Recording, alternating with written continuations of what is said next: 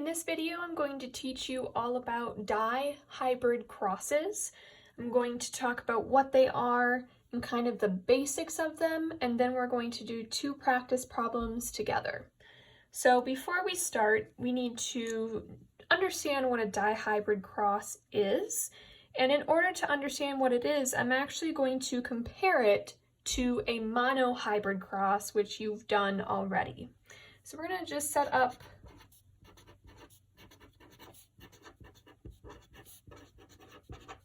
a simple T-chart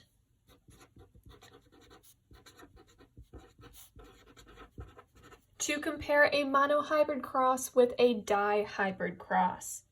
So if we look at the prefix here, mono, we know that that means one.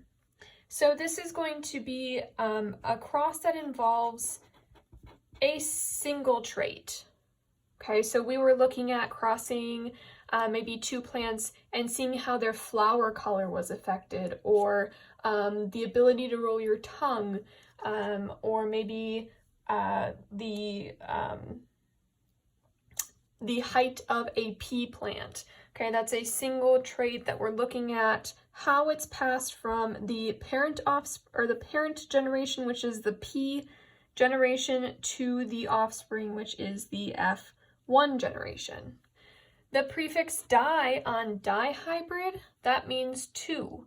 So now we are going to start looking at crosses that involve two traits. So now we're looking at two traits that are inherited together. I believe the first problem that we have, we're looking at rabbits, and fur color and ears are inherited together. So we're going to look at how those are passed on. With a monohybrid cross, when you did your Punnett square, it was a 2 by 2, right? Since we only had one trait, we could use a 2 by 2, but now that we're working with two traits, we are going to upgrade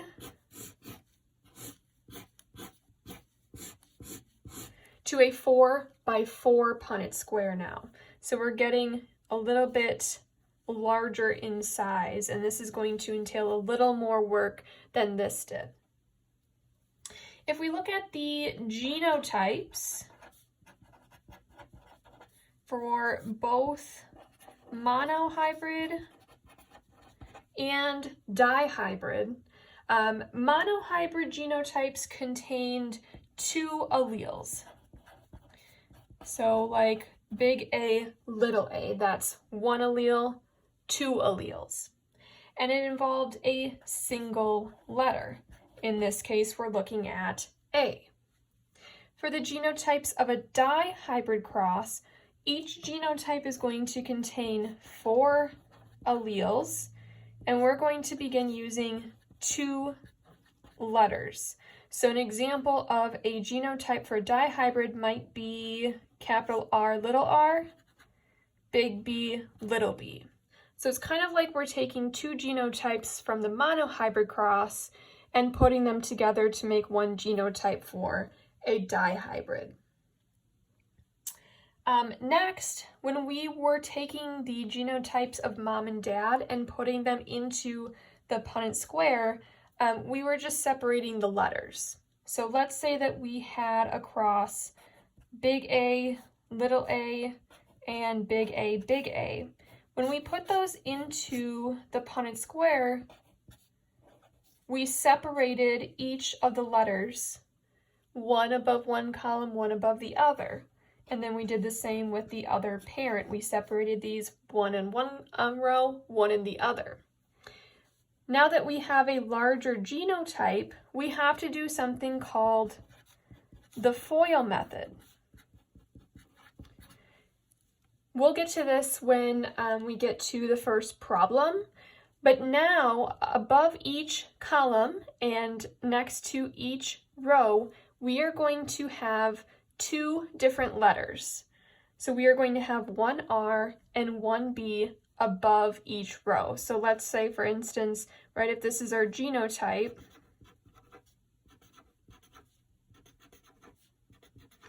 those would be my possible gametes. I have 2 letters for each gamete, one of each. So I have 2 alleles, let's say instead. 2 alleles and 2 different letters. I have 1 R and I have 1 B. So instead of just putting a single letter as a gamete, now we're working with 2. The only other difference is when we look at phenotypes.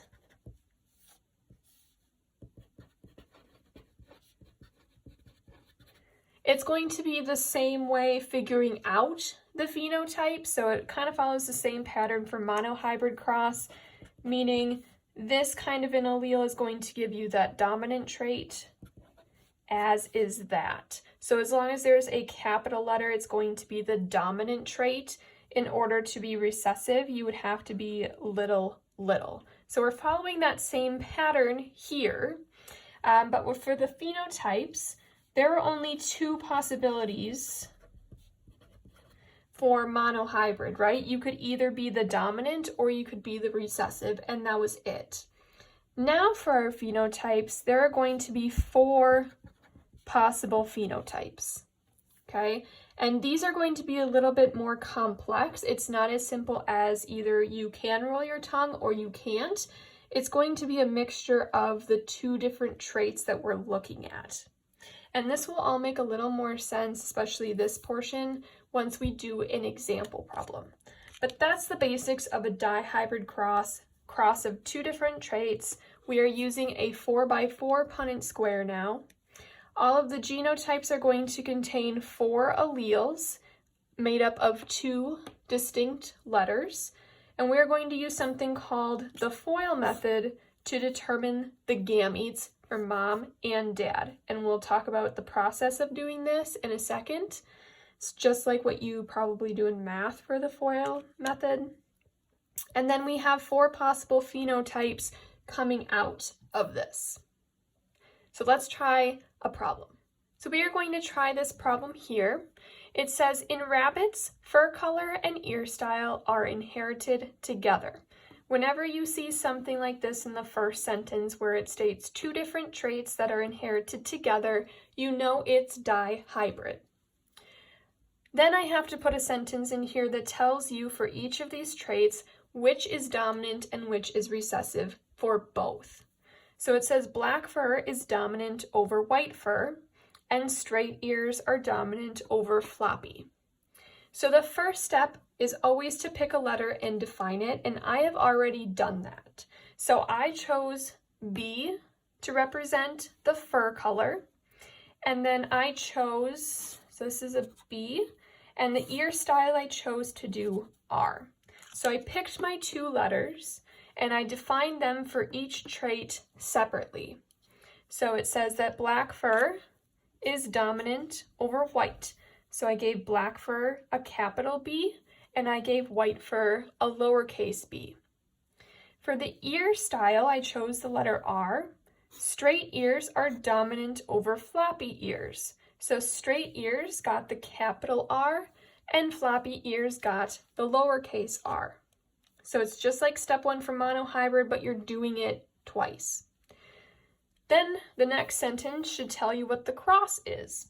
So I'm crossing a homozygous black-furred floppy-eared rabbit with a heterozygous black-furred rabbit with heterozygous straight ears. Now that seems a little confusing, but we're going to take it one step at a time. So we're going to start with this first one, this one right here. Whoops, too far. So we're going to start with the fur color first. So remember that each genotype is going to have 2 B's and 2 R's. So if we're homozygous for black fur, that means since black fur is dominant, homozygous black fur is going to be big B, big B. Floppy ears is recessive. So if my rabbit has floppy ears, in order to have that, you have to be homozygous recessive. So this one has to be little r for ear style. Now we can put those together to get this first genotype to be big B, little r, little r. And then we can do the same thing for this second one here. We have a heterozygous black-furred rabbit. That's my B. If I'm heterozygous for black fur, that's big B, little b.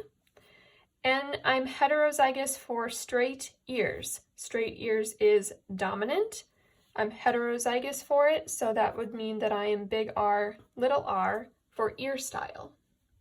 Then I can put these two together to get the genotype big B, big R, little r. So this is my cross.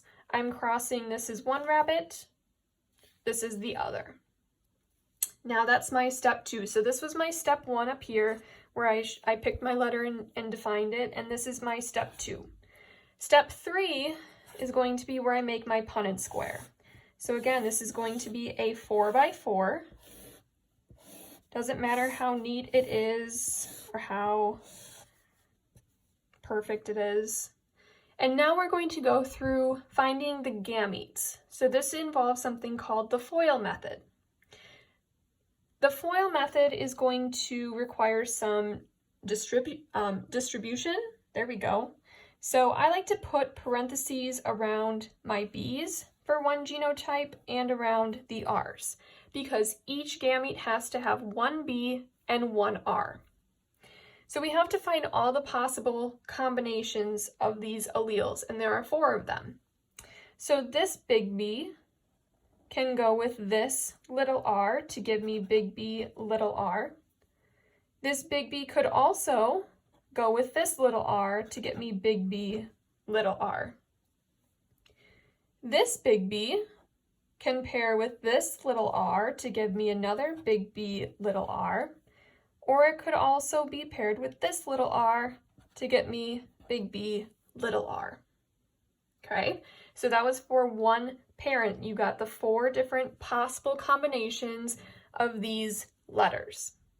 But now we have to do it for the other rabbit as well. So again, you don't have to put the parentheses, but it just helps me remind myself that a B and a B can't go together in a gamete, and an R can't go together in a gamete. A B has to go with an R. So in this one, this big B can go with this big R to give me big B, big R. This big B could go with this little r to get me big B, little r. This little b can go with the big R. Or this little b can go with this little r. So those are my 4 possible gametes for this parent. And now that I have all my gametes, then I have to go through and solve this Punnett square.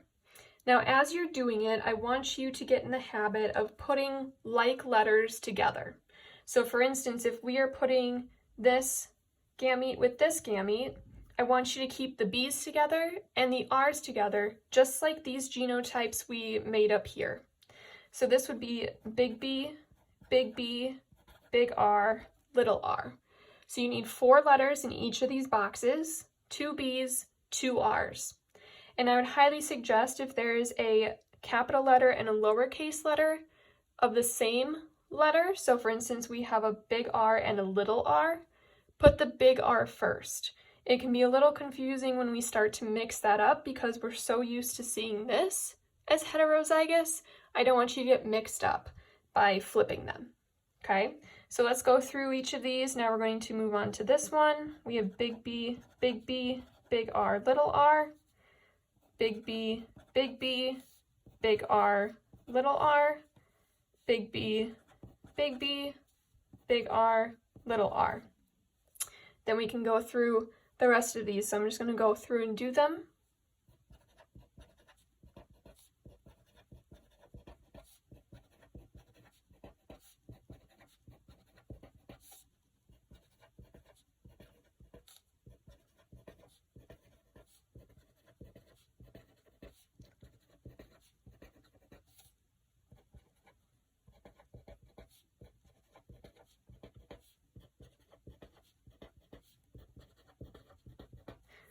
So those are the different possible offspring that you can get out of this Punnett square.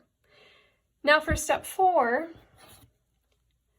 I'm not going to have you show me the genotypes because looking at this, it's going to be you can't do it. So we're only going to show the different phenotypes of the offspring, and I have a very easy way of doing this. So the first thing you're going to do is, looking at your step 1, we are going to FOIL the different options and traits to find all the possible phenotypes that the offspring could have. And there are only 4 of them, right? There should only be 4. So if we FOIL these, remember that a B has to go with an R. So we could have a black-furred rabbit with straight ears, or we could have a black-furred rabbit with floppy ears, right? So that gives us 2 of them. Black, you can't have black fur and white fur and no ears. A fur color has to go with an ear style. So we can have black and straight or black and floppy. So I'm going to put those down.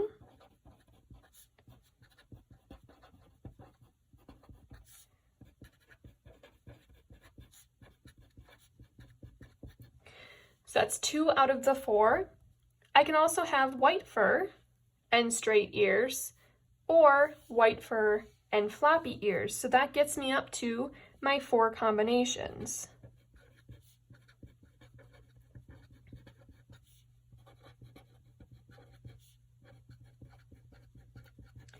So those are my 4 different phenotypes. There are no other combinations that I could possibly make. So now what we're going to do is we are going to look at step 3 and 4, and you have to go through each of these 16 possible offspring, and I want you to tally which phenotype they would code for. So you have to go through all 16. If we start up here, we're going to start with the B's. So we see big B, big B. Looking at step 1, that's going to code for black fur. Then we look at big R, little r. Looking up here, that's going to code for straight ears. So this is going to be a black furred bunny with straight ears. So I'm going to put a tally under that and cross it out. We look, this is the exact same, right? Big B, big R, little r. That's going to be black fur, straight ears. Another tally, cross out. This one is also the same. Big B is black fur. Big R, little r is straight ears. Tally, cross it out. This is the exact same. So we have 4 so far for black fur, straight ears. Go down to the next row. Big B is also black fur. Little r though codes for floppy ears. So we're going to put a tally for black fur, floppy ears and cross it out. We notice that this is the exact same. Tally, cross it out. This is also the exact same. Tally, cross it out. Also the exact same. Tally, cross it out. Okay, drop down. Big B, little b codes for black fur. Big R, little r is going to code for straight ears. So this is the exact same pattern as monohybrid. If it's heterozygous, we are going to take the dominant trait. So it's going to be black fur, straight ears. So we are going to put a tally up here, cross out. Black, straight, tally, cross out. Black ears, or black fur, straight ears, tally and cross out. Black fur, straight ears, tally and cross out. Drop down another one. Big B, little b is going to also code for black fur. Little r is going to code for floppy ears. So this is black fur, floppy ears, black fur, floppy ears, black fur, floppy, black, floppy. And now that we've gone through all 16 of the possible offspring, let's count these up. So we have 1, 2, 3, 4, 5, 6, 7, 8, and 1, 2, 3, 4, 5, 6, 7, 8. You want to make sure that these are going to add up to 16. If you don't have them adding up to 16, you have to go back and figure out you either missed a box or you counted a box twice. And since sometimes the fractions aren't as nice because it's out of 16, you can just give me a fraction. So this is equal to 8/16, and even better if you wanted to, you can do the simplification of this to 1/2. So half of the offspring are going to be black fur, straight ears, the other half will be black for floppy ears. Now, if this all makes sense and you want to try some problems on your own, you can stop the video here, or you can continue watching. I'm going to do one more practice problem. All right, so we are going to do one more practice problem here, and this one we're looking at pea plants. So again, you're going to just read the first sentence. We see in pea plants, seed color and texture are inherited together. When you see that in the first sentence, you know that it's dihybrid. We're looking at two different traits. In this case, it's seed color and texture that are inherited together. The next sentence will tell you for each of these traits which allele is dominant over the other. So in this case, yellow seeds are dominant over green, and round seeds are dominant over wrinkled. So the first step is to pick a letter and define it, and I have already done that. I'm sticking with B's and R's. So the seed color I'm giving B, texture I'm giving R. Oh, you can't see that, sorry. Okay, so if yellow seeds are dominant over green, yellow seeds gets the capital B, and green seeds gets the lowercase b. Round seeds are dominant over wrinkled, and again I'm using R to show texture. So round seeds will get the capital R because they are dominant over wrinkled seeds, which gets the lowercase r. So again, just like step one for monohybrid, but this time you're doing it twice. And you have to use two different letters. Please don't use the same letter twice. The next step, we are going to read the next sentence. It tells us our cross. So we are crossing a plant that is heterozygous for yellow and wrinkled seeds with a plant that is green and heterozygous for round seeds. So let's start with this first one. If you're heterozygous for yellow seeds, yellow is dominant. We know that since we're using B for seed color.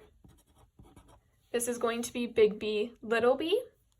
And then wrinkled seeds, wrinkled is recessive, and we're using the letter R, so the only way to have wrinkled seeds will be to be homozygous recessive. We can then put these together to make our four-letter genotype, which is going to be big B, little r, little r. For the other parent, right here, it's green. In order to have green seeds, since it's recessive, it has to be little b, little b. There's no other way you can have green seeds. And it's heterozygous for round seeds. Since round is a capital R, it's heterozygous. So big R, little r. And then we can put these together to make the four-lettered genotype to get little b, big R, little r. So that is my step 2. I'm showing the genotypes of mom and dad. Step 3 is the 4x4 Punnett square. So let's go ahead and draw this out. Again, it doesn't matter how neat and tidy you are as long as you can see the different boxes. And now we are going to go through and make the gametes. Let me move this up a little bit. Oops.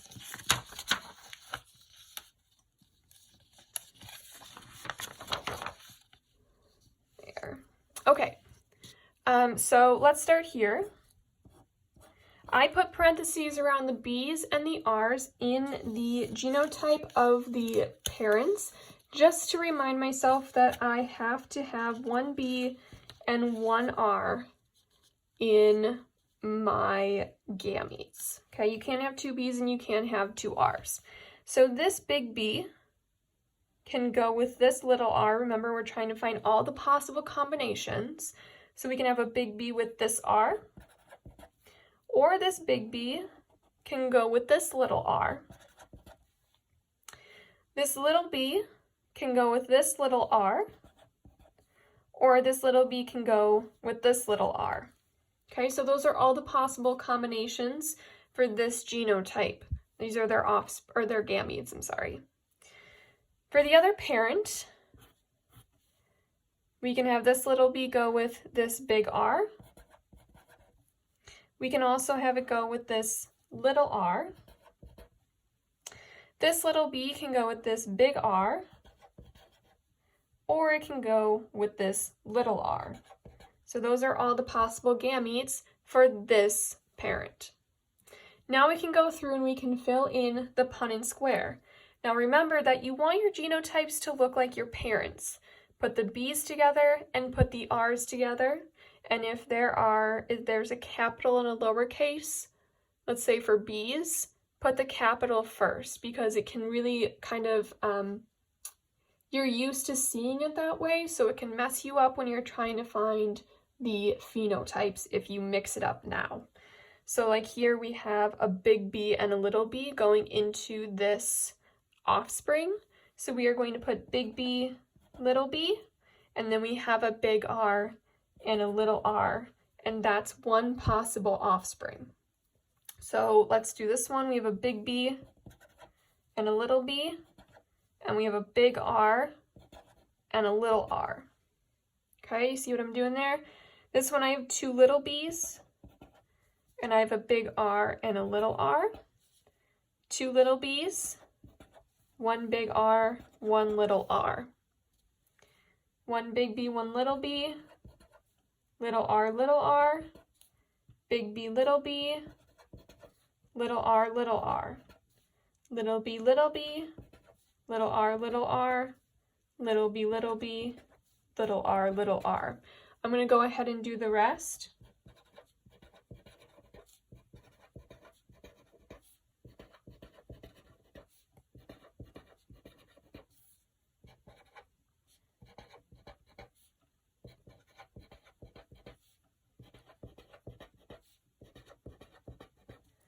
And those are all the possible offspring that these parents could have. Step 4, then, again, we skip the genotypes because it's just impossible to do for these. We are only going to show the phenotypes. And the phenotypes, there are 4 possibilities. We need to figure out the 4 of them first. So we're going to go up here where we have our step 1, and we are going to FOIL the 2 different traits. So we have seed color as one trait, and we have seed texture as our other trait. So we need one B with one R. Just like what we did here, we foiled it. We're going to foil this. So we can have yellow seeds that are round. That's our first option.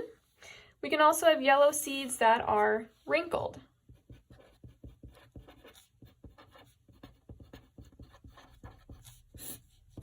Okay, that's the only other, those are the 2 possibilities with yellow seeds. So now let's go to green seeds. So we can have green seeds that are round.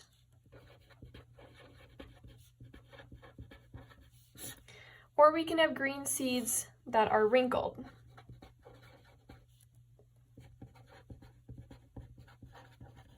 Those are our 4 possible phenotypes, and we got those by foiling the different traits in step 1. Okay, there's no other options we could have. So let me move this up one more time here. Okay, so now we need to go through each of these 16 possible offspring, and we're going to determine which phenotype each is going to code for. So let's start here. Big B, little b, that is going to, bring it down here, code for yellow seeds.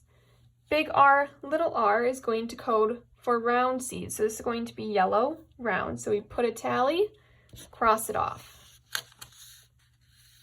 See if I can fit all this on here. There we go. This one is the exact same. Big B, little b will be yellow. Big R, little r is going to be round. So tally, cross it off. This one here is little b, that's going to code for green seeds. Big R, little r will be round, so this will be green, round. So tally, cross it off. Little b is going to be green seeds. Big R, little r is round. Tally and cross it off. Big B, little b is yellow. little r is wrinkled, so this is green wrinkled. Or I'm sorry, yellow wrinkled, there we go.